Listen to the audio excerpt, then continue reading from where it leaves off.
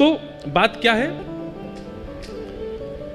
वृंदावन की प्राप्ति श्री जी की कृपा से, वृंदावन में वास सखीन सहचरीन की कृपा से, पर वृंदावन का अनुभव ये तो रसिक संतन की कृपा से होएगा, ये तो रसिकन की कृपा से होएगा। उनको ढूंढो, उनके चरण वंदन करो। और ऐसी ही कृपा हुई हमारे श्री प्रकाशानंद सरस्वती जी के ऊपर श्री चैतन्य महाप्रभु के। महाप्रभु चैतन्य अपने संन्यास वेश के बाद दक्षिण यात्रा पर गए थे, और दक्षिण में हमारी संप्रदाय की प्रथम पीठ श्रीरंगम तिरुचि में जो है, तिरुचिरापल्ली में, वहां महाप्रभु जी विराज रहे थे। वहां पर ठाकुर जी पौढ़ानाथ शेषनाग पर पौड़े हैं। कभी कभी हम प्राचीन संतों की बातें सुनते हैं तो मन में एक भाव आता है, कितनी संप्रदायों में समरसता है। और आजकल देखो महाराज जी, आजकल लोग हमको ही डांटते हैं, आप श्री वैष्णव हो, आप हरिदासियों की बात क्यों करते हो मंच से, आप हरिवंशियों की बात क्यों करते हो, आप गौड़ियाओं की बात क्यों करते हो। क्यों ये सब भाव आते हैं? प्राचीन काल के आचार्यों के भाव सुनो, कहीं भी उनमें ऐसा मतभेद नहीं है कि ये हैं इनसे हमने, सब एक दूसरे के संग। अब हरिराम व्यास जी, वो तो स्वामी श्री हरदास जी के पास इतने विराजमान रहते, जबकि स्वयं हितरवंश महाप्रभु के अनुयायी। अपने पुत्र को तो दीक्षा ही उन्होंने स्वामी जी से दिलवाई। एक प्रसंग आता है कि स्वामी जी, हितरवंश महाप्रभु, रूप सनातन गोस्वामी आदि आदि ये सब लोग गिरिराज जी आए, यहाँ पर 56 भोग हुए थे। तो श्री गोसाई विठलनाथ जी ने 56 भोग में सबको आमंत्रित किया, सारे रसिक जन यहाँ पर आए। अभी हम प्रसंग सुन रहे हैं कि श्री चैतन्य महाप्रभु रामानु संप्रदाय के हमारे श्री वैष्णव मंदिर में दर्शन करने के लिए गए। तो पहले इतनी समरसता थी संप्रदायों में, आचार्यों में, अब पता नहीं क्यों मतभेद होता जा रहा है, और ये अच्छा नहीं है। देखिए, आपको अगर भगवत प्राप्ति आपका उद्देश्य है तो फिर ये इस प्रकार के पक्ष विपक्ष में मत रहिएगा।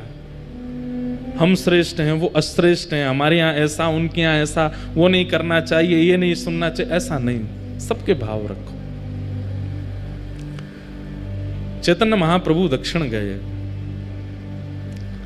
श्रीरंगम श्री रंगनाथ भगवान पौढ़ानाथ उनके आंगन में खड़े हैं महाप्रभु चैतन्य। और जैसे ही कपाट खुले,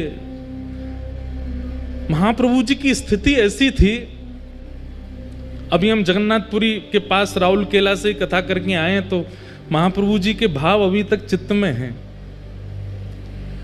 महाप्रभु जी की स्थिति ऐसी थी कि कोई कृष्ण कह भर दे, नेत्रों से अश्रु नहीं प्रकट होते थे। कहते हैं अश्रुओं की पिचकारी निकलती थी नेत्रों से, और वो जिस पे पड़ जाती थी उसके चित्त में भी कृष्ण प्रेम प्रकट हो जाता था। ऐसे महाप्रभु, सोचो उनकी दशा, जब वो मंदिर में जाते होंगे, ठाकुर जी को देखते होंगे, तो उनकी स्थिति क्या होती होगी। जैसे ही कपाट खुले श्री रंगनाथ भगवान के, चैतन्य महाप्रभु ने जैसे ही मुखमंडल का दर्शन किया, उत्ताल नृत्य करने लगे, भुजाएं उठा करके नृत्य कर रहे हैं, नाच रहे हैं, गा रहे हैं, आनंद उत्सव मना रहे हैं, नेत्रों से अश्रुपात। ये दो भावों का एक जगह दर्शन होता था। मुखमंडल पर तो विरह दिख रहा है और शरीर की स्थिति परम आनंद की होती थी। यह है भक्ति का स्वरूप। कभी कभी मन में आता है कि जब ज्ञान आता है ना, तो बाहर दिखने लगता है कि एक ज्ञानी व्यक्ति है। अहंकार आता है तो अहंकार दिखने लग जाता है, अहंकारी व्यक्ति है। कामी व्यक्ति का काम दिखने लग जाता है। भक्त की भक्ति क्यों नहीं निकल के आती है? उस भक्त की भक्ति उसके रोम रोम में प्रकट क्यों नहीं होती है, जैसे महाप्रभु जी की होती थी?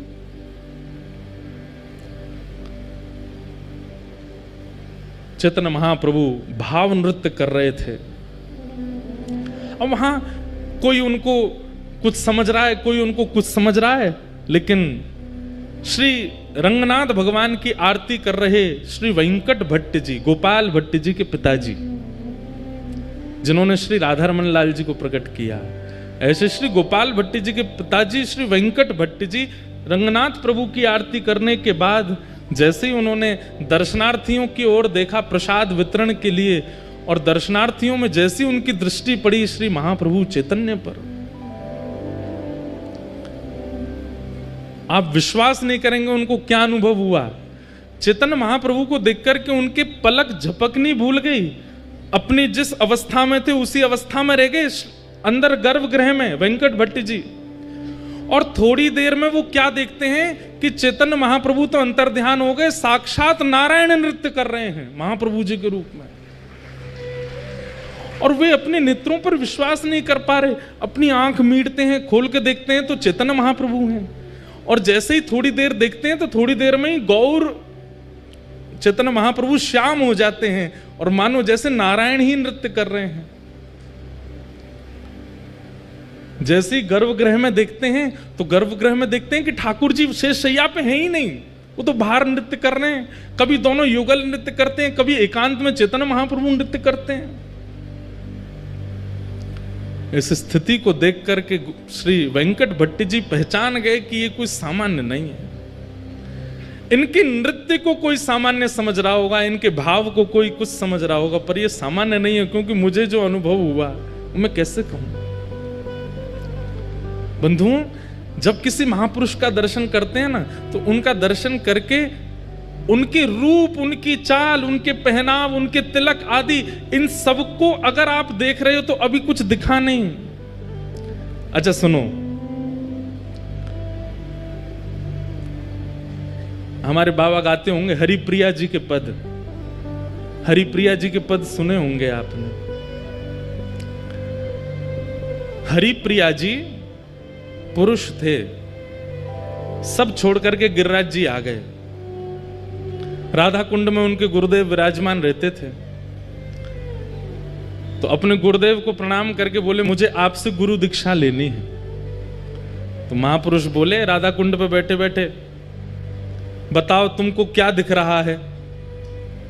तो हरिप्रिया जी, पहले उनका पूर्व नाम कुछ और था, बोले माथे पर सुंदर उर्धपुंड है, गले में तुलसी की माला है, अद्भुत वस्त्र पहने हैं, आसन पर गुरुदेव विराज रहे हैं, करुआ पास में रखा है, ठाकुर जी की सेवा पीछे हो रही है। गुरुदेव बोले दीक्षा नहीं देनी, जाओ। और सुनो, दीक्षा की इतनी तुमको भूख है, जाओ गिरिराज जी की परिक्रमा लगा के आओ। लेकिन उनको इतनी इच्छा थी दीक्षा की, चले गए गिरिराज जी की परिक्रमा लगाई। परिक्रमा लगा करके 5-6 घंटे में लौट करके राधा कुंड जैसे ही पहुंचे, चरणों में प्रणाम किया, बोले गुरुदेव परिक्रमा हो गई, अब दीक्षा दे दो। उन्होंने फिर वही प्रश्न किया, क्या दिख रहा है तुम्हें? कुछ दिख ही नहीं रहा था। बोले माथे पे उर्धपुंड है, गले में तुलसी माला है, नीचे वस्त्र पहने हैं, पीछे ठाकुर जी की सेवा है, बगल में राधा कुंड है, इधर श्याम कुंड है, आदि आदि। फिर से जाओ परिक्रमा लगा के आओ, एक और परिक्रमा लगाओ। निष्ठा इतनी थी उनकी कि थके हारे थे, लेकिन फिर से चले गए परिक्रमा में। अब की बार उनको 6 की जगह 9 घंटे लग गए परिक्रमा करते करते, पैरों में छाले पड़ गए। 2 परिक्रमा में ये हालत हो जाती है। बेचारे गिरते पड़ते जैसे तैसे आए, प्रणाम किया, गुरुदेव अब दीक्षा दे दो। पूछे अब क्या दिख रहा है तुम्हें? तो रोने लगे, बोलो मुझे कुछ नहीं दिख रहा, मुझे वही दिख रहा है, तिलक है, गले में कंठी माला है नीचे। बोले सुन, एक परिक्रमा और लगा के आ। तीसरी परिक्रमा की स्थिति कैसे बन जाएगी हमारे, जबकि गिरिराज जी में बाबा हैं, 3 परिक्रमा लगा में, लेकिन उनकी भाव दशा देख करके आप घबरा जाओगे। एक परिक्रमा में हमारी हालत खराब होती है। गुरुदेव बोले जाओ एक परिक्रमा और लगा के आओ। गुरु आज्ञा मान करके चले तो गए, लेकिन गुरु की आज्ञा पर संशय नहीं किया, गुरु की आज्ञा पर बिल्कुल विचार नहीं किया, अपने पैरों के फोड़ों पर, पैरों में छालों पर चिंता नहीं की। गुरु आज्ञा कर रहे हैं, कुछ तो होगा, निकल गए। तीसरी बार जैसे वो जाने लगे तो उनके गुरुदेव पीछे बैठे बैठे देख रहे थे, उनके चरण की ओर देखा, छाले पड़े हैं, स्थिति चलने की नहीं है, और मैंने परिक्रमा की आज्ञा दी है, 22 किलोमीटर लगा के आनी है, तब दीक्षा मिलेगी, और ये चल दिया। तुरंत मन में आ गया भाव, श्री जी यहाँ पे कृपा करो। अब जैसे ही वो गिरिराज जी की परिक्रमा में गए तो उनको पहले तो लोग दिख रहे थे, पहले तो माताएं दिख रही थी, पहले तो भाई लोग दिख रहे थे। अब पता, अब लिख रहा है कि सब सहचरियां हैं, सब किसी के हाथ में चमर है, किसी के हाथ में बीड़ा है, किसी के पास कुछ है, किसी के पास, सब अलग अलग दिख रहे हैं। साक्षात गिरिराज जी ऐसे लग रहे हैं मानो कोई निकुंज भवन है, या कि कोई अटारी पर कभी श्री जी आ रही हैं, कोई अटारी पर श्याम सुंदर आ रहे हैं, कभी कहीं से मोर बोल रहे हैं, कहीं कहीं वीणा बज रही है, कहीं पर बंशी बज रही है। अब पूरी दृष्टि ही बदल गई। 24 घंटे लगे उनको और वृंदावन में संपूर्ण ब्रज का दर्शन कर लिया, संपूर्ण निकुंज लीला का दर्शन कर लिया। लौट करके जैसे ही अपने गुरुदेव के पास आए, प्रणाम किया, बोले लाला अब क्या दिख रहा है? तो अपने गुरुदेव को देख के कहते हैं, एक सखी विराज रही है, सुंदर नथनी पहनी है, कानन में कुंडल है, नेत्रन में काजल लगे हैं, सुंदर चुनरी ओढ़ी है, पीछे दर्पण है, बहुत सुंदर मणि मंडित नीचे सब फर्श है, यहां श्याम कुंड है, यहां राधा कुंड है, और मेरे गुरुदेव की गोद में प्रिया प्रियतम दोनों विराजमान है। जैसे ये दर्शन हुए तब उनको स्वीकार किया और उनका नाम रखा है श्री हरि प्रिया। उनके बड़े पद रसिक जन गाते हैं, एक आध दिन हम भी गाएंगे कथा में, श्री हरि प्रिया। मैं क्या बताना चाह रहा हूं आपको कि ब्रज में रहने वाले रसिक महापुरुष अगर इनके मन में आ गई कि याकू ब्रज को अनुभव होना चाहिए तो हो जाएगा। आपके अनेक प्रयासों से नहीं होगा, आपके अथक प्रयासों से नहीं होगा, किसी रसिक के मन में आ गई कि इसको ब्रज प्राप्त हो तो हो जाएगा।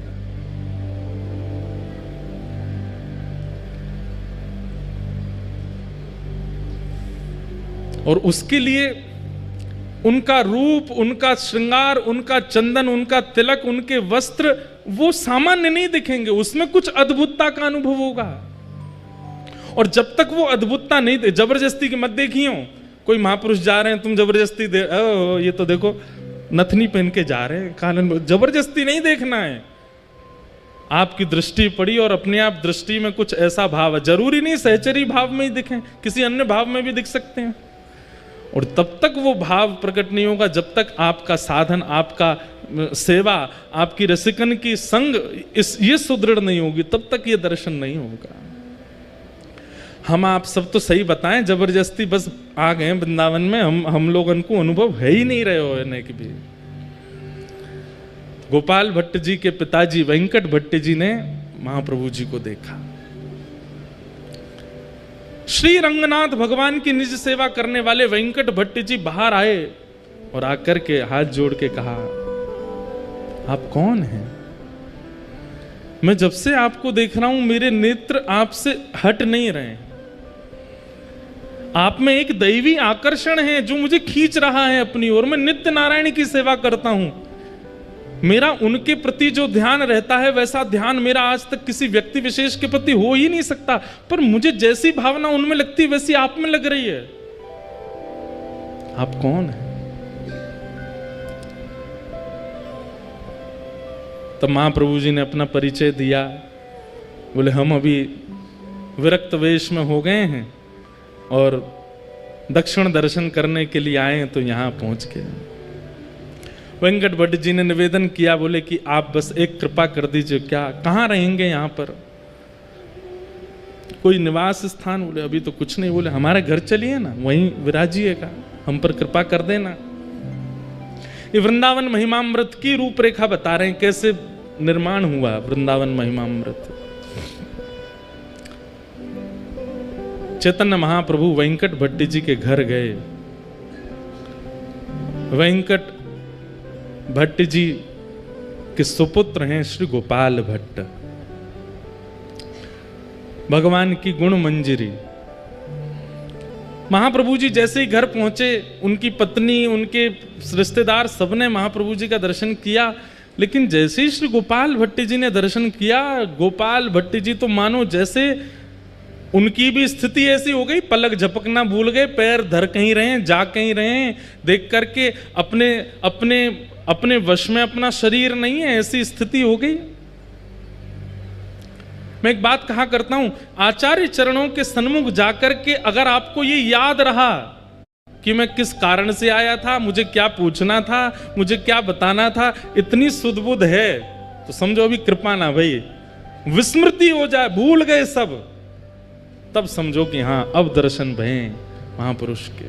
भूल गए, प्रश्न याद नहीं आ रहा है, क्या सोच के आए थे भूल गए, लाए थे माला लेके आए थे, प्रसाद लेके आए थे, दक्षिणा पोशाक कुछ अर्पित करने, कुछ पता ही नहीं चल रहा है, उठा कुछ रहे हैं, धर कुछ रहे हैं, ऐसी स्थिति हो जाएगी। गोपाल भट्ट जी छोटे से हैं, अभी ज्यादा आयु नहीं है, लेकिन महाप्रभु जी को देख करके उनकी स्थिति ऐसी हो गई कि बस यही मेरे सब सर्वस्व है। इस सर्वस्व की भावना उनके प्रति प्रकट हो गई। महाप्रभु जी का एक वैष्णव भाव से जैसा सम्मान होना चाहिए, पूरे परिवार ने किया, माला पहनाई, चंदन लगाया, पोशाक उड़ाई, चरण धोए, सबने चरणामृत पिया। गोपाल भट्ट जी के मन में एक भावना आ गई, जब चरणामृत बांट रहे थे तो सबको थोड़ा थोड़ा ही दे रहे थे, मतलब जैसे एक ही बूंद गिरे, क्यों, जितना बच जाएगा सब मैं पी जाऊंगा, सबको बांट दूंगा तो मेरे लिए नहीं बचेगा, ऐसी भावना चित्त में आ गई। तो सब लोग हाथ पसार के खड़े, चरणामृत दो महाप्रभु जी का। तो गोपाल भट्ट जी छुआते हैं और न्यों देते हैं, एक ही बूंद गिरती है, अरे और दो, और नहीं इतना ही लो। और जैसे सब में बांट दिया, पता चली सब हो गया, जितना बचा सब पान कर गए स्वयं ही। आहा,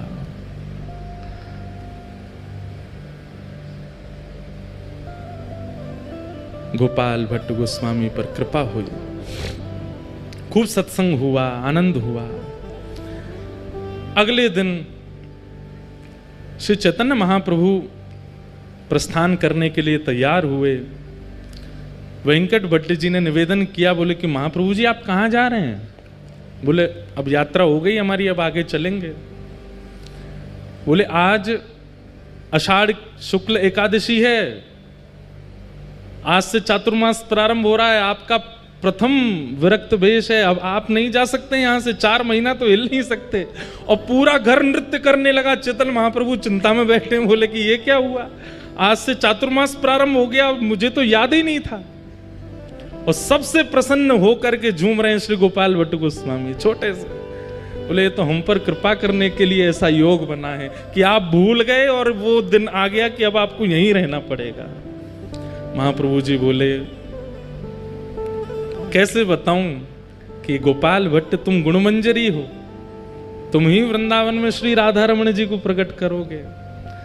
और राधा रमण प्रकट करता पर 1-2 दिन 4 दिन की कृपा नहीं, यहां तो 4 महीना एक रसिक, एक महापुरुष की कृपा होगी, दृष्टि होगी, आस्वादन होगा, संग मिलेगा, तभी तो श्री गोपाल भट्ट जी प्रकट करेंगे। श्री गोपाल भट्ट की हृदय वेदना प्रगट्यो शाले ग्राम, रूप सुधा को खान हमारो श्री राधा रमण जी। इतनो प्यारो ठाकुर मिलो है, क्योंकि महाप्रभु जी की। और देखिए कृपा भी कहां, दक्षिण में जाकर के श्री वेंकट भट्ट जी के यहां रंगनाथ मंदिर के पुजारी के घर के बालक के ऊपर। वृंदावन स्वयं चुनता है, आप वृंदावन को नहीं चुनते। वृंदावन को अगर आपको चुनना होगा तो आपको रसातल से ले आया जाएगा कि आओ भाई वृंदावन में रहो, तुम वृंदावन के हो। महाप्रभु जी 4 महीने वहां विराजे। वेंकट भट्ट जी के छोटे भाई थे, उनका नाम था प्रबुद्ध भट्ट। वे बहुत पहले ही घर परिवार छोड़ के सन्यास आश्रम उन्होंने ग्रहण कर लिया था। परम विद्वान, परम ज्ञानी और काशी में विराजमान थे।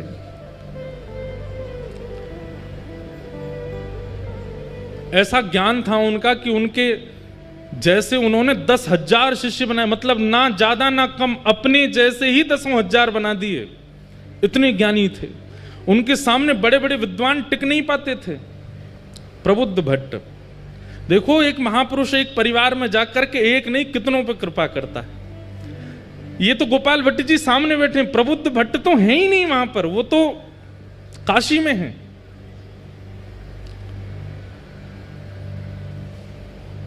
कभी कभी अपने घर की पूछते थे क्या चल रहा है घर पर, तो उन्होंने पूछताछ करी, भैया हमारे दक्षिण में हमारे परिवार में सब आनंद मंगल है। कोई गया था दक्षिण से, उसने जाकर के बताया, बोले महाराज आनंद मंगल, आपके यहाँ तो वेद पाठ आदि सब बंद हो गए, आपके यहाँ पे नित्य पूजा आदि यज्ञ हवन होम होते थे सब बंद हो गया, अब तो एक ही चीज होती है। बोले क्या? भुजा उठा के हरि हरि बोलो, हरि हरि बोलो, सब प्रेम से बोलो, हरि बोलो, ये सब होता है। प्रबुद्धदेव भट्ट जी बोले ये कौन कर गया, ये क्या बात बोल रहे हो, ऐसा हो ही नहीं सकता। हमारे दोनों बड़े भैया बड़े वैदिक हैं और बड़े कर्मनिष्ठ हैं, कर्मकांड तो हमारे यहाँ रोज हवन होता है, रोज यज्ञ होता है, नियम से वेंकट रंगनाथ भगवान की सेवा अर्चना कैंकर्य होता है, ये क्या बोल रहे हो? बोले अरे महाराज आपको नहीं पता, आपके यहाँ की स्थिति सब बिगड़ गई है। कारण? बोले कारण कोई कृष्ण चैतन्य महाप्रभु हैं, वो पहुंच गए। कहते हैं उनको देखते ही प्रेम प्रकट हो जाता है चित्त में, उनको देखते ही भाव प्रकट हो जाता है। उन्होंने जाकर के आपके परिवार के ऊपर ऐसा टोना किया है, सब एक तरफ धर के केवल और केवल हरिनाम संकीर्तन करते हैं। ये सुनकर के प्रबुद्ध भट्ट जी को बड़ा क्रोध आया। बोले इसकी जानकारी बताओ तो मुझे, कौन है चैतन्य कृष्ण? उनके बारे में सब बताया। बोले कि अभी जगन्नाथपुरी में विराज रहे हैं और महाराज इनके ऊपर ऐसी शक्ति है, ऐसा टोन। अब ये तो देखो आज भी होता है, ये आज भी होता है। हमारे चित्र विचित्र बाबा गाते हैं, लोग बाग झूमते हैं, आनंद करते हैं, तो चार लोग बैठ के यूं भी कहते होंगे ये कुछ पी के आते हैं जो इनकी आवाज ऐसी आ जाती है, ये कुछ खा के आते होंगे ऐसा जो इनके स्वर ऐसे हो जाते हैं। हमारी पूनम दीदी जब गाती हैं तो भाव में नेत्रों से आंसू गिरने लगते हैं, उसमें भी लोग बाग बोले जबरदस्ती रोती हैं, इनके भाव नहीं आ रहे हैं, जबरदस्ती। लोग बाग बोलते हैं, लोग बोलना बंद नहीं करेंगे। आप भाव से राधा रमन जी के मंदिर में जाके नृत्य करने लग जाओ, उधर नचकैया खड़ो है, नाच रहो है, ठाकुर जी के आगे भी मान नहीं रहो, यहीं पे नाच रहो है।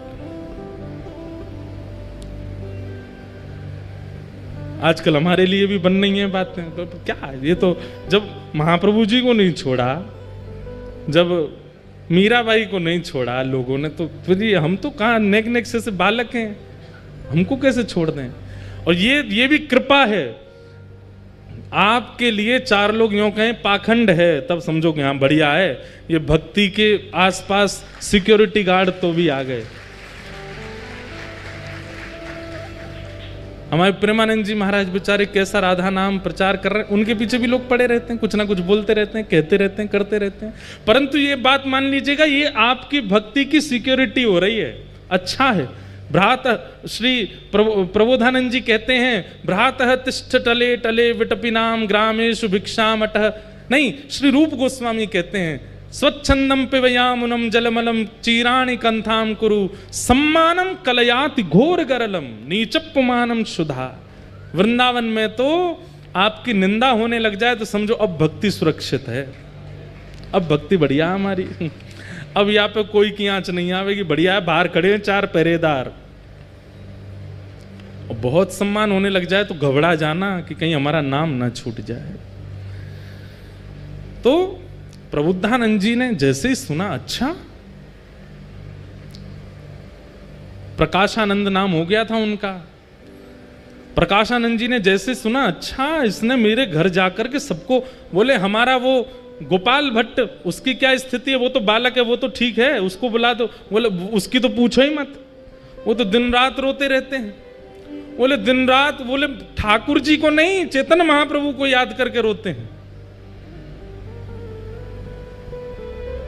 प्रकाशानंद जी बोले ढूंढो इसको, कहाँ है? बोले ये तो अभी वहां हैं जगन्नाथपुरी में, इनको पत्र लिखो। पत्र लिख करके चैतन्य महाप्रभु को भेजा, और क्या लिखते हैं पत्र में? अरे चैतन्य, ना कोई नाम, ना कोई सम्मान, ना कोई उपाधि, चैतन्य।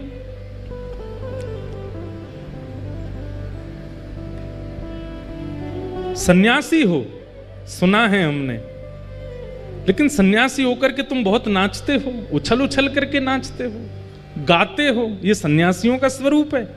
अरे सन्यासी हो तो सन्यासियों की तरह रहा करो। ये किस प्रकार का रूप प्रकट कर रहे हो?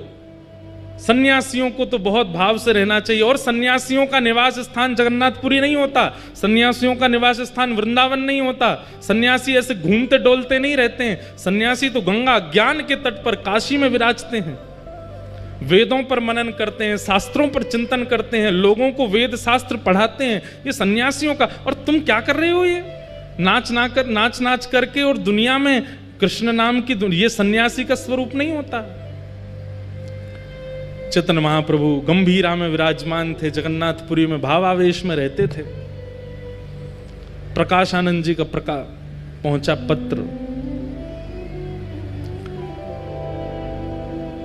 पत्र पढ़कर के शिष्यगण सब सुनाने लगे। और जैसे ही उसमें भाव सुने, इतना आक्षेप सुना, अपने बारे में इतनी निंदा सुनी, महाप्रभु जी प्रसन्न हो गए। जय हो जय हो जय जगन्नाथ। महाप्रभु जी की बड़ी कृपा, महाप्रभु जी का बड़ा अनुग्रह है। अरे भैया आज तो उत्सव होना चाहिए, लड्डू बांटो लड्डू बांटो। अच्छा है। जय हो हमारे गोपेश बाबा की जय हो। गौ माता की पूरे ब्रजमंडल में और पूरे भारतवर्ष में सेवा के प्रकल्प को लेकर के खूब महाराज जी सजग रहते हैं। ऐसे हमारे महाराज जी को बारंबार प्रणाम। क्या बता रहा था मैं? सुनो सुनो, इधर देखो। क्या बता रहा था मैं? हैं? हाँ, पत्र आया, लड्डू बांटो, रबड़ी बांटो। और संघ के जितने महाप्रभु जी के अनुयायी थे सब बोलने लगे, आप तो महाप्रभु हैं, पर हमको कितनी पीड़ा हो रही है ये पत्र पढ़ के। कोई आपके विषय में इतना बुरा भला बोल रहा है और आप इतने आनंद में हो। महाप्रभु जी बोले, नहीं नहीं, ये रक्षा है, ये भक्ति की रक्षा है, ये भाव की रक्षा है, ये हमारी सेवा की रक्षा है। ये रक्षा तो होती रहनी चाहिए। अच्छा है। मैं बहुत दिन से प्रयास कर रहा था, विचार कर रहा था, इतने प्रेमी ही प्रेमी मिल रहे हैं, कोई हमको निंदा करने वाला नहीं मिल रहा। बहुत अच्छा, ठाकुर जी ने चुन के भेजा। ये पत्र संभाल के हमारे कक्ष में रखो। ऐसे महाप्रभु जी। लेकिन उनके परम शिष्य स्वरूप दामोदर दास जी बोले, इसका उत्तर तो मिलेगा। महाप्रभु जी आप शांत रहिए, हम उत्तर भेज दे। बोले नहीं, उत्तर में कुछ ऐसा नहीं, ऐसा कुछ नहीं लिखेंगे, आपको पढ़वा के ही भेजेंगे। और उन्होंने उत्तर में क्या लिखा? हे प्यारे सखा, आपने जो बात कही कि सन्यासी को काशी में रहना चाहिए, गंगा के तट पर रहना चाहिए, शिव की आराधना करनी चाहिए, वेद वेदांतों का नियम पाठ करना चाहिए, आदि आदि। बोले आप जिन शिव की आराधना करते हैं, उन शिव के मस्तक पर जो गंगा है ना, वो महाप्रभु जगन्नाथ जी के चरणों से ही प्रकट होती है। श्री कृष्ण के चरणों से ही प्रकट होने वाली गंगा है, जिसके तट पर काशी विराजमान है। आप तो उस गंगा के तट पर रहते हैं जो ठाकुर जी के चरणामृत है। हम तो जगन्नाथपुरी में महाप्रभु जी के संग ही रहते हैं। जिनके चरणों से गंगा निकली, हम उनके साथ रहते हैं। और आप काशी की इतनी महिमा बता रहे हो कि काशी में मुक्ति मिलती है, सन्यासियों को रहना चाहिए, आदि आदि। वहां पर महादेव कान में मंत्र बोलते हैं काशी में। ऐसा कहते हैं मणिकर्णिका पर अगर संस्कार हो जाए किसी का, तो जीवन में उसने कितने भी पाप किए हों, महादेव उसके कान में राम तारक मंत्र बोलते हैं, उसकी सीधे भगवत प्राप्ति होती है। काशी में अंतिम संस्कार की बड़ी महिमा है। बोले वहां महादेव भी कान में आकर के राम कृष्ण का ही नाम बोलते हैं। तो इसलिए सन्यासी अगर काशी में ना रहे तो इसमें कोई दिक्कत नहीं है, वो तो साक्षात कृष्ण के साथ रहते हैं। ऐसा करके पत्र भेज दिया। लेकिन निंदा करने वालों को उत्तर देने से वो निंदा करना बंद नहीं करते, और ज्यादा करते हैं। प्रकाशानंद जी बोले, जानते नहीं है मैं कौन हूं और मुझे उत्तर दे रहे हैं, रुक जाओ मैं इनको बताता हूं। प्रकाशानंद जी पत्र लिखते हैं, हे चैतन्य, ऐसे ही बोलते, मैंने सुना है तुम दाल भात खाते हो, उसमें घी डाल डाल के खाते हो, छेना पोड़ा खाते हो, रसगुल्ला उड़ाते हो, महाप्रभु जगन्नाथ जी के 56 भोग बनते हैं। ये सन्यासी का भोजन है? सन्यासी तो एक समय पाता है, सन्यासी को तो ऐसे रहना चाहिए, सन्यासी तो आसन नहीं रखता, सन्यासी अपने भवन नहीं बनाता, सन्यासी ऐसे नहीं करता, आदि आदि सब बात बोल दी। बोले तुम तो नृत्य करते हो, ठुमक ठुमक के नाचते हो, उछल उछल के कीर्तन करते हो ठाकुर जी का, और 56 भोग उड़ाते हो। अरे तुम जानते हो वशिष्ठ ऋषि, तुम जानते हो कैसे कैसे सन्यासी परंपरा में हुए, उन्होंने भोजन प्रसाद त्यागा, तब जाकर के ठाकुर जी का भजन किया। और इतना होने के बाद भी उनके जीवन में विषयों ने कहीं ना कहीं आक्रमण कर दिया, और तुम तो महाप्रसाद पाते हो। और जगन्नाथपुरी में तो एकादशी भी नहीं होती है, वहां तो चकाचक स्कंद पुराण में आकंठ पाना चाहिए एकादशी के दिन। बोले इतना प्रसाद पाकर के, इतने 56 भोग पाकर के तुम सन्यास धर्म का निर्वहन कर ही नहीं सकते हो। ऐसा हो ही नहीं सकता कि विकार और विषय तुम्हारे चित्त में ना आते हों।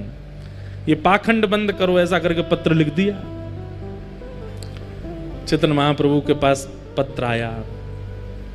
महाप्रभु जी किसका पत्र आया? बोले प्रकाशानंद सरस्वती, गोपाल भट्टी जी के चाचा जी। क्या लिखा? अरे ये तो मेरे परम प्रिय हैं, इन्होंने क्या लिख के भेजा जरा बताओ तो। सब शिष्यों में होड़ लगी, इनके सामने पढ़ना ही नहीं है, कुछ उल्टा ही लिख के भेजा होगा। महाप्रभु जी बोले बैठो यहीं पर, यहीं पढ़ के सुनाओ क्या लिखा है। पढ़ के पूरा बताया, ये लिखा है, ये लिखा है, ये लिखा। महाप्रभु जी और खुश हो, बोले लड्डू बंटवाओ, रबड़ी बंटवाओ, 56 भोग लगवाओ। आज भक्ति की और रक्षा हो रही है, अब नियम की रक्षा हो। पहले भक्ति की रक्षा, अब नियम की रक्षा हो रही है, अब सन्यास धर्म की रक्षा हो रही है। भैया इनका पत्र जब जब आए मेरे को जरूर सुनाना। लेकिन शिष्यों ने कहा ये अच्छा नहीं है, ये तो गलत बोल रहे। उत्तर तो देंगे। उत्तर में लिख करके भेजा, महाराज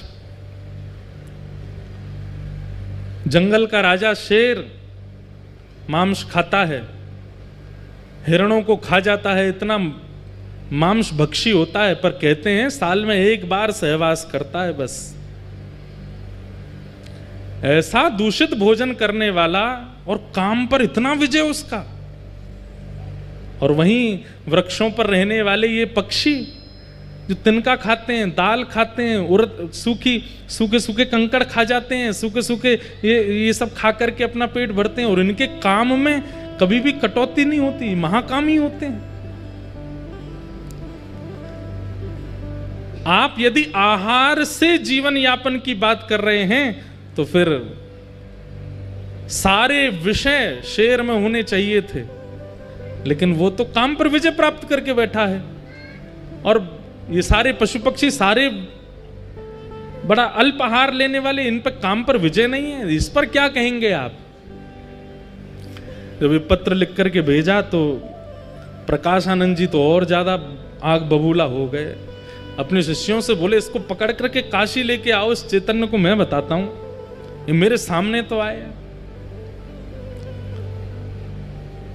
बंधुओं एक बात सुनिएगा, सब साधन कर लीजिए जीवन में, लेकिन उस साधन का अहंकार नष्ट करने की सामर्थ्य केवल और केवल प्रेम लक्षणा भक्ति में है। अगर प्रेम लक्षणा भक्ति जीवन में नहीं है और आपका नाम जब 2 लाख पहुंच गया है, अभिमान आएगा। प्रेम लक्षणा भक्ति जीवन में नहीं है और हर एकादशी गिरिराज जी की परिक्रमा करते हो तो उस परिक्रमा का अभिमान आएगा। सेवा का अभिमान सामान्य अभिमान से ज्यादा भयानक है। कई लोगों को सेवा का अभिमान हो जाता है, हम इतना नाम जप करते हैं, हम ऐसी सेवा करते हैं। अरे हमको कई बार मन में भाव आता, इतनी कथा कर रहे हैं, धुआंधार यहां से वहां भागते ही रहते हैं। प्रेम लक्षणा भक्ति चित्त में होगी तो अपनी सेवा का अभिमान नहीं होगा। प्रेम लक्षणा भक्ति तो दैन्यता लाती है, दीन बनाती है, सरल बनाती है, सहज बनाती है। प्रकाशानंद जी के पास सब कुछ है, लेकिन भक्ति नहीं है, प्रेम नहीं है। उनको वेद वेदांत कंठस्थ याद हैं, जहां से जब चाहे उस श्रुति का पाठ शुरू कर देते हैं, लेकिन प्रेम भक्ति नहीं है। लेकिन कृपा तो इन पर करनी है, और वो समय आया। ये पत्रों से आदान प्रदान तो बहुत दिनों तक चलता रहा, बहुत निंदा करने लगे सब जगह महाप्रभु जी की, लेकिन एक बार समय आया। क्या? महाप्रभु जी काशी पधारे। और तपन मिश्र नाम के एक भक्त थे, उनके यहाँ महाप्रभु जी विराजमान थे। इनको पता चला प्रकाशानंद जी को कि वही कृष्ण चैतन्य काशी आया है। बोले इसको कैसे भी करके मेरे सामने ले आओ। ये मेरे सामने आया नहीं और मैंने अपने वेद वेदांतों के बाणों से इसका पर्दाफाश कर दूंगा। ऐसे ऐसे बात। अब सोचो कितना घनघोर वैष्णव अपराध इनसे बन रहा है। वैष्णव अपराध के दो ही निधान हैं। पहला निधान तो बहुसंख्या में वैष्णव यदि क्षमा कर दें तो वैष्णव अपराध दूर होगा, या जिसके प्रति वैष्णव अपराध बना है वो क्षमा कर दे तो वैष्णव अपराध दूर होगा। इतना भयानक वैष्णव अपराध बन गया था इनसे। अब महाप्रभु जी को इनके पत्रों से चिंता होती थी। क्या चिंता होती थी कि बोले भैया इनको गति कहाँ मिलेगी, ये जिस तरीके की भाषा बोलते हैं, जितना अपमान करते हैं, भले ही कुछ नहीं है लेकिन कृष्ण नाम तो बोलते ही हैं, इनकी गति कैसे होगी। अब महाप्रभु जी ने मन बनाया कि मुझे इनसे एक बार तो मिलना है। लेकिन कैसे मिलन हो। तब काशी में एक सन्यासियों की सभा हुई और उस सभा में सब सन्यासी पधारे, सब वेदज्ञ पधारे, सब ज्ञानी पधारे। तभी लोगों ने जाकर के प्रार्थना की महाप्रभु जी से कि आप भी चलो। महाप्रभु जी बोले हम भीड़ में नहीं जाते, सभा में नहीं जाते। बोले नहीं महाप्रभु जी आप चलेंगे, इतने लोगों को दर्शन होगा, चलिए ना। महाप्रभु जी आए। यहां मंच पर बैठे हुए प्रकाशानंद जी को पता नहीं था कि महाप्रभु जी आने वाले हैं। पूछने लगे, बोले भैया विलंब क्यों हो रहा है इतना ज्यादा, इसको सभा को आगे बढ़ाओ।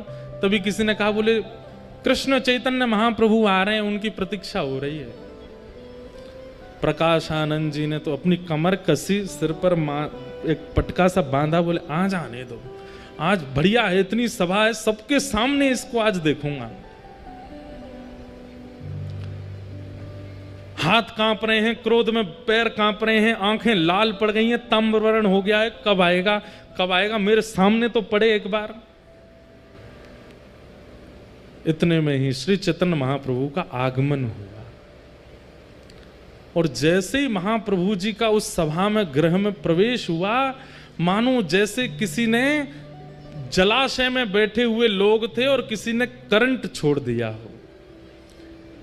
जैसे ही महाप्रभु जी का आगमन हुआ, मानो महाप्रभु जी वहां आए और यहां आगे बैठा व्यक्ति कृष्ण कृष्ण कृष्ण कृष्ण कृष्ण, उसके मुख से नाम ध्वनि प्रकट हो गई।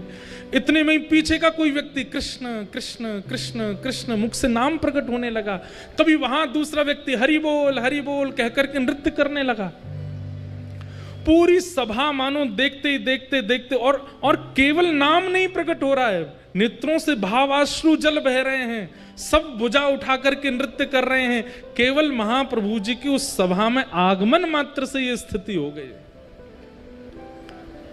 मंच पर बैठे प्रकाशानंद जी ने जैसे ही देखा, अभी ये नहीं पता था कि यही चैतन्य महाप्रभु हैं, देखते ही मेरे आंसू क्यों आ रहे हैं, मेरा शरीर क्यों कांप रहा है, कृष्ण कृष्ण कृष्ण हरि बोल हरि बोल हरि बोल, ये कैसे शब्द मेरे भीतर से प्रकट हो रहे हैं।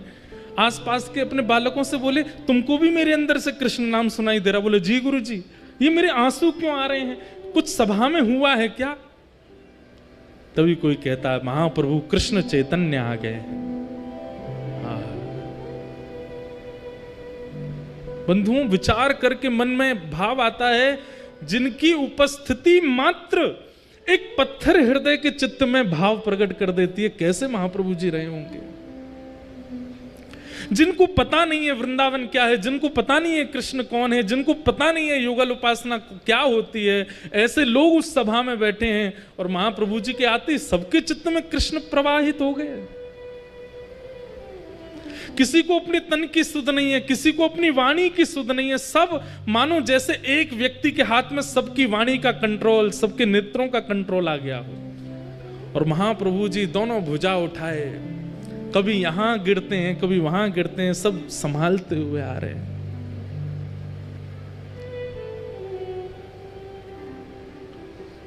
प्रकाशानंद जी अपने क्रोध विरोध को तो भूल गए, मुख से नाम प्रकट हो गया, नेत्रों से आंसू प्रकट हो गए। और तभी चेतन महाप्रभु आए और आकर के ऐसे ही नीचे सभा में ही एक जगह ऐसी बना दी लोगों ने। अच्छा, एक बात मैंने पढ़ी कि लोग बाग स्पर्श करने जाते थे महाप्रभु जी का, तो संग में जो उनके गोस्वामी आदि सब रहते थे वो स्पर्श नहीं करने देते थे। क्यों?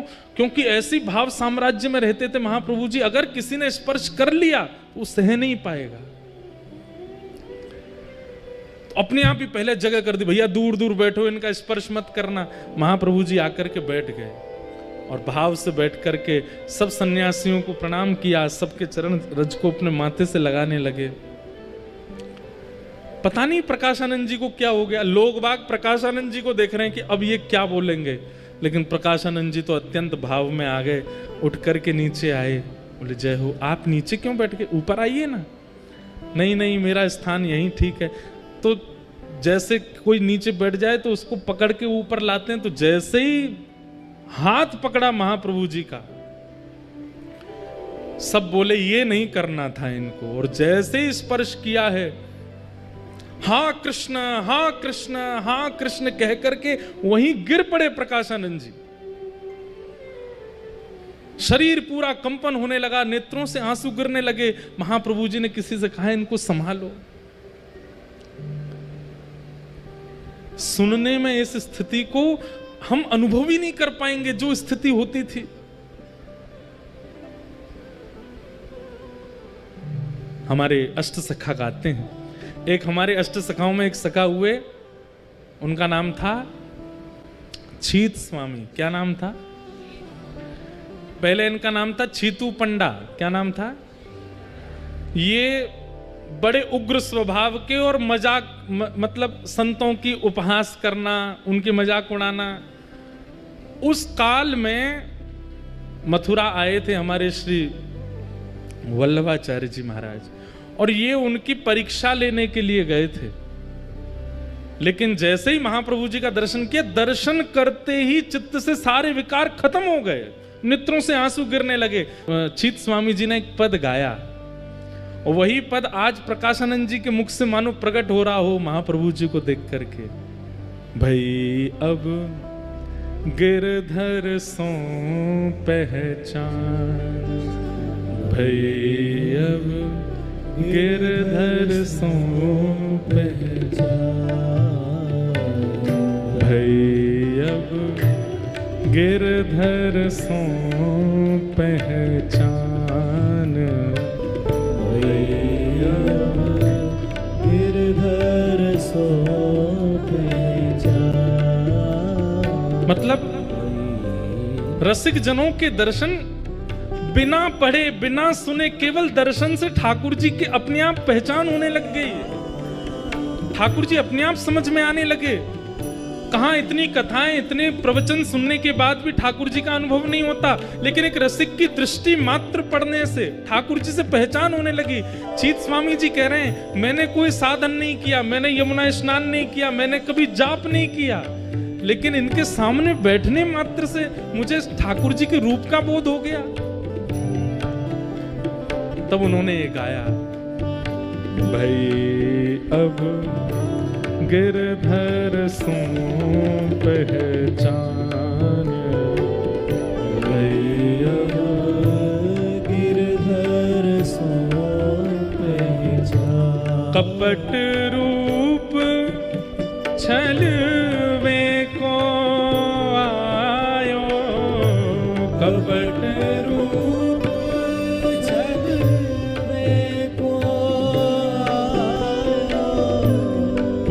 पुरुषोत्तम नहीं जान, पुरुषोत्तम नहीं जान। भई अब गिरधर सो पहचान, भई अब गिरधर सो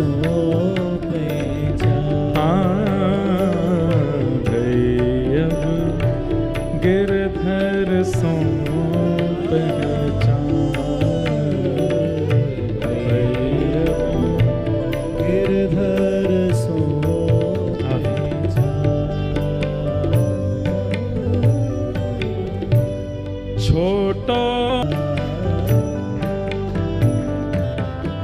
यही स्थिति हुई है प्रकाशानंद जी की। महाप्रभु जी को देख करके क्रोध विरोध तो सब भूल भाल गए, नीचे बैठ गए और सामने बस देख रहे हैं अपलक नेत्रों से। मुख से कृष्ण नाम ध्वनि निकल रही है, नेत्रों से अश्रुपात हो रहा है।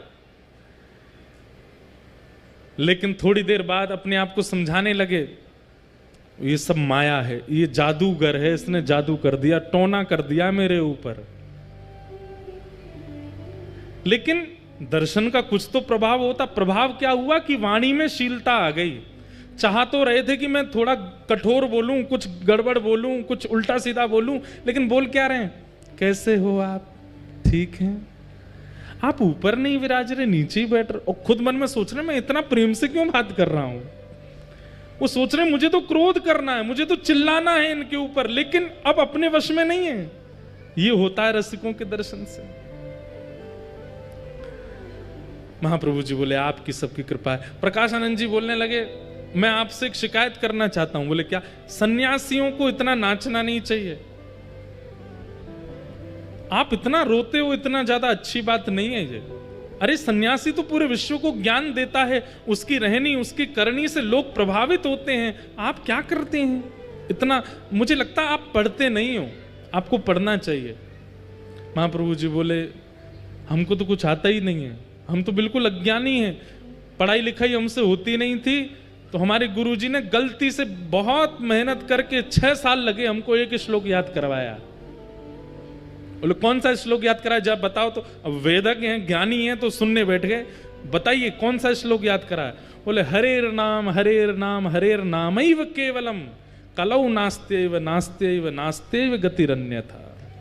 केवल हरि नाम हरि नाम हरि नाम, इसी से कल्याण होगा। कलयुग में और किसी से कल्याण होने वाला नहीं है।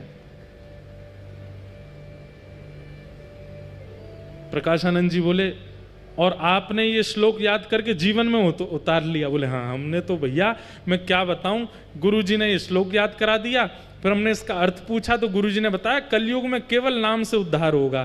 फिर हमारे गुरुजी ने हमको महामंत्र दे दिया।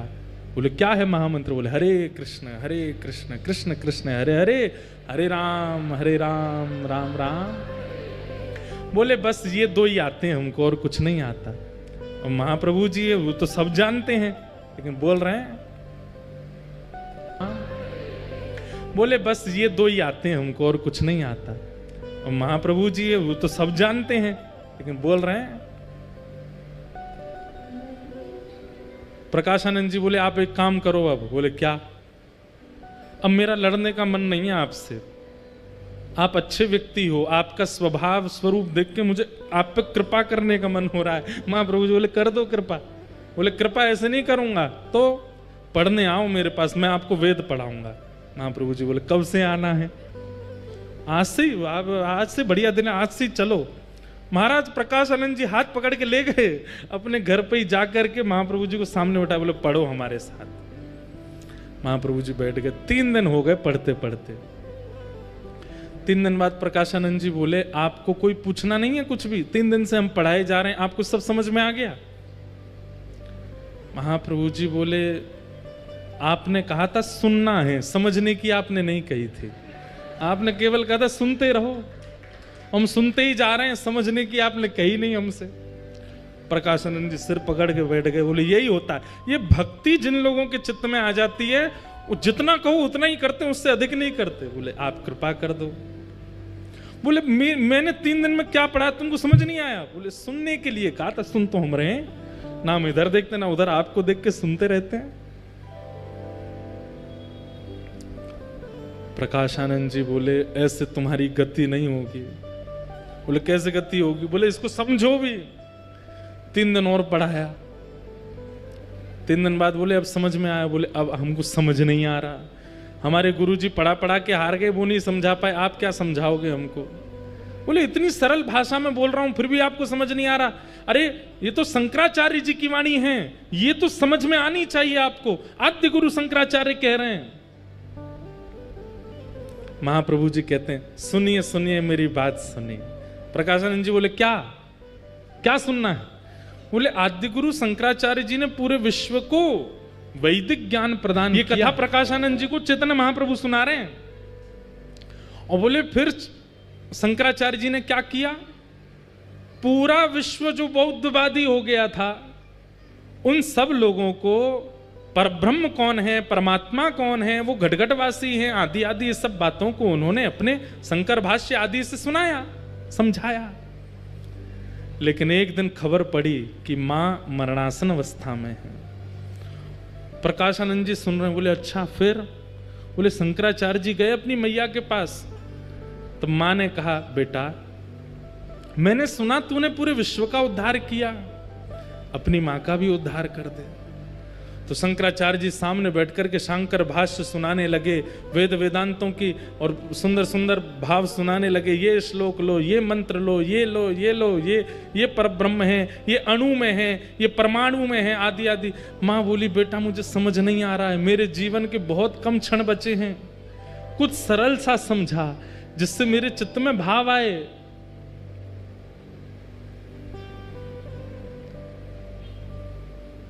तब पता है प्रकाशानंद शंकराचार्य जी ने क्या सुनाया? बोले क्या सुनाया? बोले श्री कृष्णाष्टकम भजे ब्रजैकमण्डलम समस्त पाप खंडनम सुभक्त चित्तरंजनम सदैव नंदनंदनम सुपीच्छ गुच्छमस्तकम, जो पीली पीली पाग अपने सिर पर धारण करते हैं, सुनाद वेणुहस्तकम अनंगरंग सागरम नमामि कृष्ण नाम। और ये सुनते सुनते शंकराचार्य जी सुनाते सुनाते रो रहे हैं, और सुनते सुनते मां के नेत्रों से अश्रु निकले और भगवत धाम की प्राप्ति हो गई। अपनी स्वयं की जन्मदात्री मां के लिए शंकराचार्य जी कृष्णाष्टकम गाते, और आप मेरे को यहां पे वेद वेदांत पढ़ाने बैठ गए हो।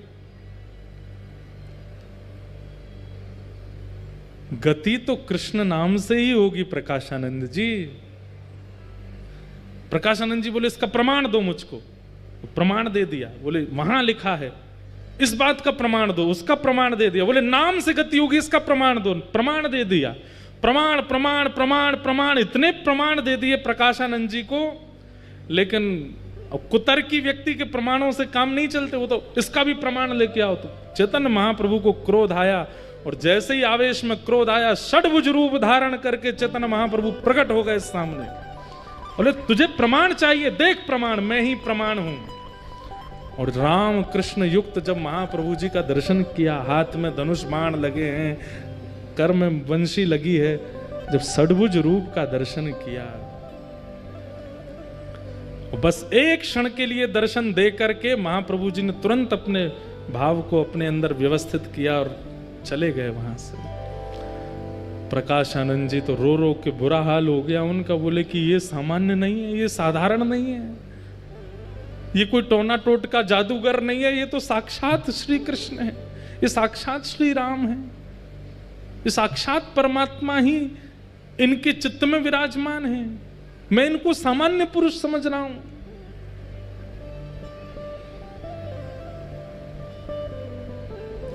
महाप्रभु जी के पास पहुंच गए, चरणों में जाकर के वंदन किया। बोले कि अब मुझ पर कृपा करो।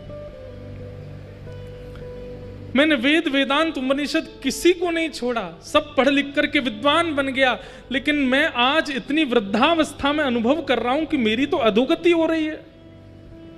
हे नाथ, मैं आपके चरणों में अपने नाक रगड़ के प्रार्थना करता हूं, मुझ पर कृपा करो।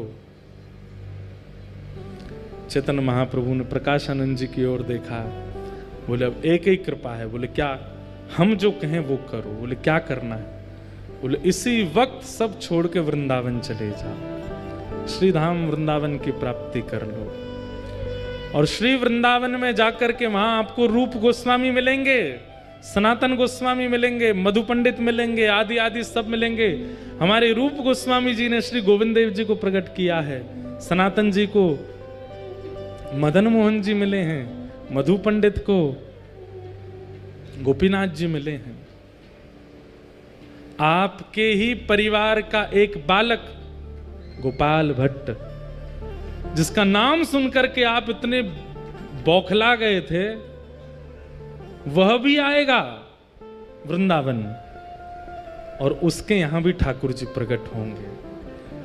आप उससे पहले वृंदावन जाइए और श्री वृंदावन की महिमा पर अपनी कलम चलाइए, वृंदावन की महिमा को प्रकट करो। प्रकाशानंद जी ने चरणों में प्रणाम करके कहा कि हे महाराज, मैं वृंदावन जा रहा हूं। वृंदावन का नाम सुनते ही नेत्र सजल हो गए। मैं वृंदावन जा रहा हूं, लेकिन मुझे पुनः आपके दर्शन कैसे होंगे? बोल कोई नहीं, गोपाल भट्ट जब आएंगे वृंदावन और एक दिन उनकी विरह वेदना होगी चित्त में, और तभी उनके सेवित शालिग्राम जी से राधा रमण लाल जी प्रकट होंगे। उन राधा रमण जी को ही देखते रहना, कभी कभी मेरा अनुभव हो जाएगा। गौर होले राधा रमण, उनमें ही मेरे भाव का दर्शन आपको हो जाए। अब शरीर से मेरा दर्शन आपको दोबारा नहीं होगा, वृंदावन जाओ। और श्री प्रकाशानंद जी महाराज वृंदावन के लिए निकले, चरणों में प्रणाम करके बोले पहले मेरा नाम बदलो, ये प्रकाशानंद नाम ही हटा दो, इसने मेरा सर्वनाश ही किया है, मेरा नाम बदल दीजिए। चैतन्य महाप्रभु ने कह दिया, बोले प्रकाश की आवश्यकता वृंदावन में किसी और से नहीं, वहां तो नित्य प्रकाश रहता है, इसलिए प्रकाशानंद नहीं, अब प्रबुद्धानंद जाएंगे वृंदावन। और प्रबोधानंद जी को वृंदावन भेजा, जिन्होंने वृंदावन की रस भी थी और कुंज गलियों में जाकर के वृंदावन महिमामृत ग्रंथ की रचना की। बोले वृंदावन बिहारी लाल की। ऐसे श्री धाम वृंदावन का प्राकट्य श्री प्रबोधानंद जी ने किया। किशोरी जी की कृपा से ब्रज मिल जाएगा, सहचरियों की कृपा से वास मिल जाएगा, पर वृंदावन के अनुभव तो किसी रसिक की कृपा से ही होंगे। अगर रसिक की कृपा नहीं भई तो वृंदावन का अनुभव हो पाना अति मुश्किल है, अति दुष्कर है। ऐसे वृंदावन महिमा में यही घटना घटी श्री हरिराम व्यास जी के साथ। उन्हें तो स्वयं महादेव ने भेजा। अच्छा एक बात तो है, जिसको वृंदावन अनुभव करने की इच्छा हो ना, रसिकों के सेवा करने, एक बार काशी जरूर हुआ ना, तो काशी से ही आते हैं सबरे। ये देखो हरिराम व्यास जी भी काशी गए तभी वृंदावन आए। चैतन्य महाप्रभु ने रूप गोस्वामी जी को भी काशी से ही भेजा, फिर षड गोस्वामियों में भी एक गोस्वामी जी काशी से ही आए, फिर उसके बाद अभी प्रकाशानंद जी प्रबोधानंद जी बनकर के भी काशी से आए। लोग बाग इस बात का बड़ा खंडन करते हैं, कई लोग मुझे बहुत बड़ा भुला भी बोलते हैं, लेकिन ये बात प्रमाणित है, जो हमारे महादेव हैं वही कृपा करके ब्रज रस प्रदान करते हैं। महादेव जब अनुग्रह करते हैं, महादेव जब अति कृपा करते हैं, तब वृंदावन रस को उपहार रूप में भेंट करते हैं। काशी में जाकर के पहले अपनी दर्शन करके महादेव को परखवाया हो कि हम हैं कि नहीं वृंदावन के लायक। महादेव यदि चुन लेंगे तो फिर रसिकों की कृपा हो जाएगी, वृंदावन रस की प्राप्ति हो जाएगी। ऐसे श्री धाम वृंदावन का रस है।